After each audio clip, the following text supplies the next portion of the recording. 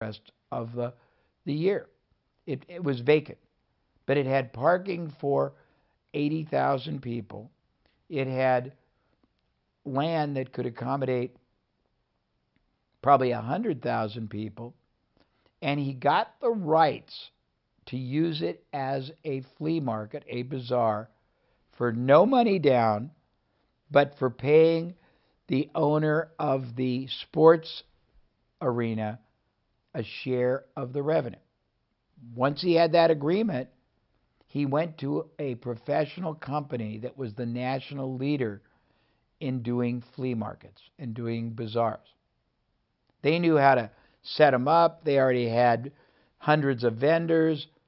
They just didn't have good locations in Los Angeles. He had tied up and had a long-term contract with one of the prime and most desirable locations in all of Los Angeles. He didn't know anything about being a flea market operator. He didn't know anything about selling booths. He knew nothing about anything getting regulations, but he had control of the location. So he went to the big company that was the largest in the nation, and he made a deal where they agreed to run the bazaars and pay him a percentage that was double the amount he paid to the landowner. He made millions of dollars just by being smart enough to tie up the land. There's another company, very smart. They go around and they find designers or athletes who used to be very, very, very popular, but are not as popular anymore, but still have a respectful following. They get the rights to their name, and then they license those rights to other companies for products, for services, and they get a royalty. And they split that royalty with the celebrity or with the designer. I had another friend, and this was brilliant. He would go to companies that did everything from sheets and pillowcases to containers that you would have in your kitchen for holding rice or flour, to plates and cups. And he would offer to create designs for those companies. And his proposal was, test the designs I create for you against the products you have with no designs. If the ones with designs sell a lot more, give me 5% of the sales. And he was very good at creating designs that made a bland white plate now a very beautifully designed plate, or a white sheet now a beautifully designed sheet. And sometimes it would double the sales, and he would make millions of dollars. Another man wanted to drive Porsche automobiles all his life, but he could never afford one. He found out a Porsche auto dealer was for sale in a smaller city, but he couldn't afford the $1 million down payment. Instead of seeing that as a problem, he realized there was another opportunity. In the United States, car dealers can allow people to drive what they call demonstrators, meaning you can take a brand new car and for 3 months maximum, somebody can drive it and it's still considered a new car. It uses special plates and it's not registered as sold, and it goes back to the dealership. This young man who wanted to buy a dealership did not have the $1 million down payment. But he knew there must be a lot of other Porsche sports car enthusiasts who really wanted to drive Porsches and didn't have the money to keep buying new ones. So he ran an ad in the paper. The ad said, I can give you a brand new Porsche to drive every year for the rest of your life. And instead of spending $100,000 every year for a new one, pay one time $75,000 and you'll never pay another penny again. And he got 200 people to respond, And what he did, he said, if you give me the $75,000, I will use your money together to buy a Porsche dealership. As a Porsche dealer, I can allow you to drive a demo for 3 months every year for free. I'll take it back and give you another one, and we'll keep doing that. He used that simple philosophy, hopefully it makes sense, and he raised $3 million, bought the dealership, got $1.5 million extra as a bonus, never had to pay a penny in interest to the banks because it wasn't a loan, never had to pay a penny to any partners because it wasn't a partnership. They just got to use a Porsche every year. I had another friend, and this was incredible. In fact, this is a great story. In the United States, one of the most successful cruise lines, boat cruises, is called Carnival Cruise. When Carnival Cruise first started out, they didn't have any money. The owner was able to get control on a lease. He didn't have to pay any money of an old, ugly cruise ship that had been in bad repair. It still worked, but it looked ugly. The owner didn't have a lot of money. He could only afford to paint one side of the cruise ship, which meant whenever he came in to a port, he had to come in on the pretty side because the other side was ugly and rusted.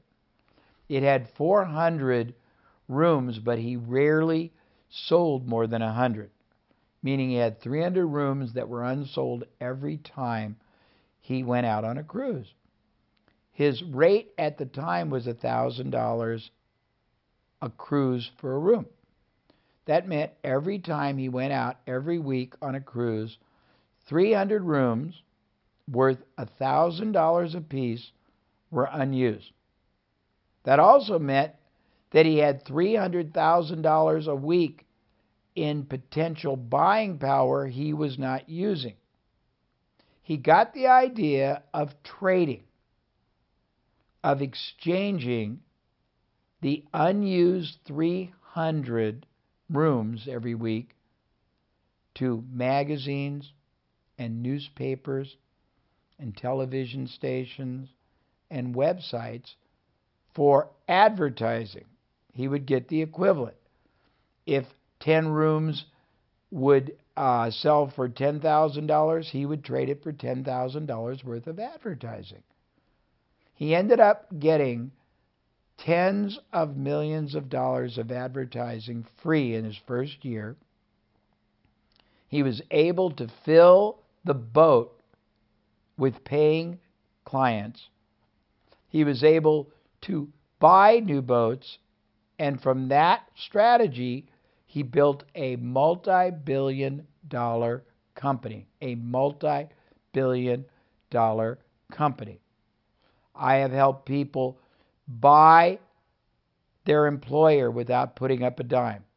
I have helped people buy 2 or 3 small businesses in the same field and then put them together where you get economies of scale, meaning each business had a bookkeeper, or each business that was a dry cleaner had a presser and a delivery. But if you put 3 together, you only need 1, and you can eliminate 3 or 4 of the jobs and end up literally with a whole bigger amount of profit.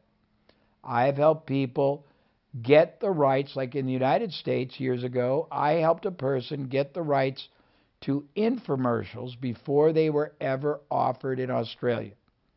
The people in the United States spent millions of dollars creating infomercials. They spent millions of dollars developing products and producing them, but they only ran the infomercials in the United States. My client went to those people. I guided them. They would get the rights to use their $1 million investment in an infomercial. They'd get the right to buy the product from the client who already had paid for them, had paid all the manufacturing, who owned them, so my client could buy them one at a time for a great price. My client made $25 million in the first year. Now, the stories I'm going to tell, the examples I'm going to give, the different pathways I'm going to share in the new models and modules we're going to go through. We'll teach you not just ways to make a lot of money, but ways to start out and build in a very safe, progressive way. The example I give, if you know anything about ships, you'll know what locks are. Panama Canal, the Suez Canal, they have locks. And that means that what ships trying to come from one ocean to another, it can't just go like that. It has to go through a series of steps to get there. We will work out together over the next few months the best strategy for you to begin with to become a successful entrepreneur, a long-term goal of where you can take your entrepreneurial career, meaning you might start slow. One of the biggest, wealthiest landowners, real estate barons in the United States, started out owning a little restaurant. A man who died just yesterday was the largest and the biggest conglomerate owner in the media. He owned NBC, owned cable companies, and he started out with a teeny tiny manufacturing company that made men's pants. So the point is, I will not allow you ever again to limit your sense of what is possible over your lifetime as an entrepreneur. I will also teach you how to think very strategically, meaning long term, but I will teach you how to think very progressively, meaning many people think there's no way I can be a millionaire, there's no way I can have a big successful business, so they give up. There are absolutely safe, absolutely success-proven ways to start with one strategy or one business or one activity and either multiply it or use it to grow and gain lots of other ones. You will learn how to accurately and effectively determine what I call the optimal, the best, the maximum profit destiny path for you, which means each person is unique and different. You will see that you have all these options, and we will evaluate together the benefits, the advantages, the disadvantages, the ease or the complexities, so that together we will build you your own unique entrepreneurial business success plan. The plan will not be abstract. By the time you complete this program, you'll know exactly what you're going to do first, second, third, how you're going to do it, where you're going to do it, exactly the steps you're going to use to do it, and if you have any difficulties, how to overcome them. And then you will also build a long-term life strategy that shows you how to take whatever successes you start with and not be satisfied there, but keep taking them higher and higher and higher. And we will use as examples real-life people that I have known. I'm going to teach you how to become a masterful marketer, because marketing is the key to really getting people to want to do business with you and not your competitor, getting people to see the value you create. We will teach you how to be a masterful strategist, which means you'll be able to see how to take fullest advantage of opportunities in markets, of gaps, in ways none of the other people do it. We will teach you how to be a very effective negotiator, because negotiating is how you gain control of situations.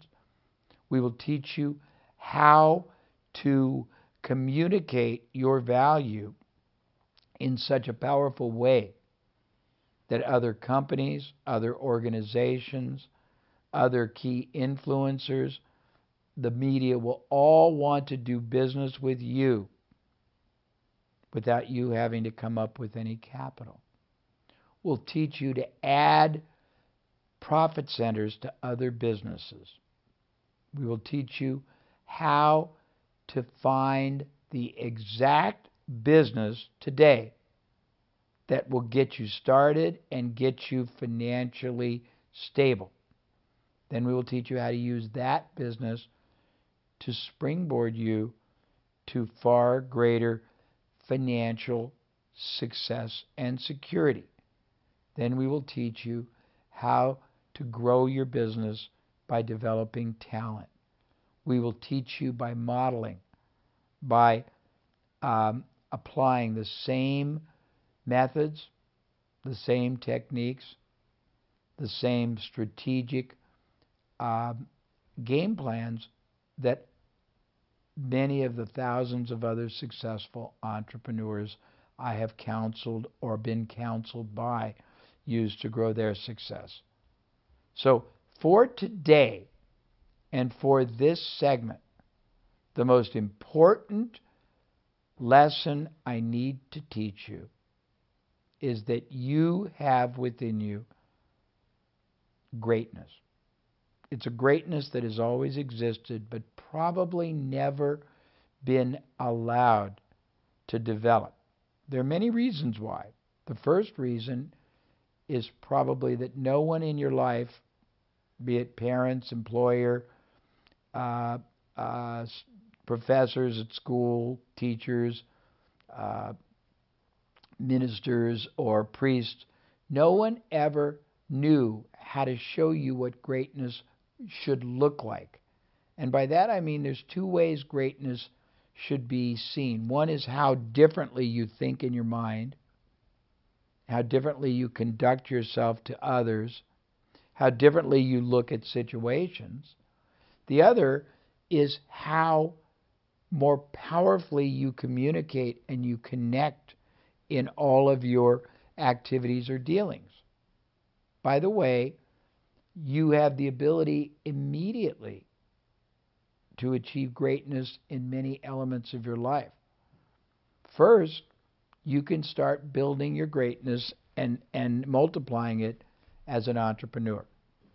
But perhaps before that, you want to develop your greatness as a human being so you can have greater character, greater passion, greater compassion, greater appreciation of others and of yourself. You might want to grow your greatness as a husband, wife if you're married, fiance if you're engaged, boyfriend, girlfriend if you've got a boyfriend or girlfriend, or just friend. You have to grow your greatness as a value contributor because that is going to define your ultimate success by seeing life in a different way than anyone else. Most people, when they try to plug into their greatness, fail because they don't understand two things. One, where they are right now on the scale. If this is greatness as an entrepreneur and you're here, you can't be depressed. You have to be excited because you have all this more growth to achieve, and with each level of growth, you have an exponential level of reward and success. But you have to figure out where you are in every category. If it's entrepreneurial greatness you're after, if you're here and you have to go here, you can't do it in one step. You'll fail. It's like saying I want to be a pole vaulter, and the first time I do it, I want to pole vault 25 feet. You have to figure out a safe series of progressions so that every day you're getting closer and closer, but you are growing every day. So in order to do that, you have to first learn the steps that need to be taken to take you from wherever you are right now to wherever you want to be. And it's not pole vaulting, it's not catapulting, it's simple, safe steps that are higher in their success probability than they are in their failures. So everything I do for you, Everything we talk about is going to be based on me putting greater advantage and greater success probability on you and on your side of doing things and less failure, so that you are motivated to have wins, successes, positive experiences that fuel and drive you to very, very excited and enthusiastic going forward. So, first thing is we got to plug into your greatness. Second thing, we have to figure out what you need to do to change how you look at life and how you communicate and how people see you. Next, we've got to figure out where the gap is and then the pathways to get to that gap. And then you have to build a plan to progress on that pathway. And then you have to start and commit to doing it in a systematic, a disciplined, a regular basis. Now, a word of warning, and it's not a negative, it's a joyous problem you will have to accept. If any of you can remember back when you were a little child, which you probably can't, your parents had to teach you to walk. They had to teach you to talk. They had to teach you to eat. They had to teach you to use the bathroom. You got taught how to ride a bicycle.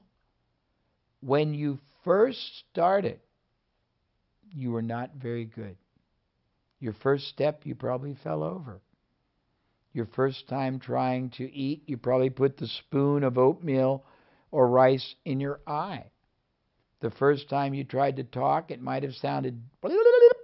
The first time you tried to go to the bathroom probably was very unsuccessful. Well, the first time you will try to apply or implement or execute any and all of the things I teach you, you probably won't be great at it.